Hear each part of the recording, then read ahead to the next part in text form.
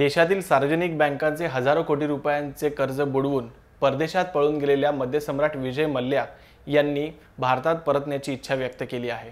आपल्याला भारतात परतायचे आहे, मात्र सरकारने आपला पासपोर्ट रद्द केल्यामुळे आपल्याला भारतात परतणे शक्य नाही, असा युक्तिवाद मल्ल्या यांनी न्यायालयात केला। परकीय चलन नियमन कायद्याचे उल्लंघन केल्याप्रकरणी विजय मल्ल्या यांना न्यायालयात हजर राहण्यासाठी समन्स बजावण्यात आले होते। सक्तवसुली संचालनालयातर्फे फेरा कायद्याअंतर्गत मल्ल्यांविरुद्ध गुन्हा दाखल करण्यात आला आहे। ईडीने कलम 40 अंतर्गत मल्ल्यांना चौकशीसाठी हजर राहण्याचे आदेश दिले होते। यावेळी मल्ल्या यांच्या वकिलांनी त्यांची बाजू मांडली। विजय मल्ल्या यांना तेथील तपास यंत्रणांना सहकार्य करण्याची इच्छा आहे, परंतु हे शक्य नाही, कारण भारत सरकारने आपला पासपोर्ट रद्द केला असल्यामुळे भारतात परतणे शक्य नसल्याचे त्यांनी वकिलामार्फत न्यायालयात सांगितले। त्यामुळे विजय मल्ल्या यांनी पुन्हा एकदा धूर्त खेळी केल्याचे म्हटले जात आहे।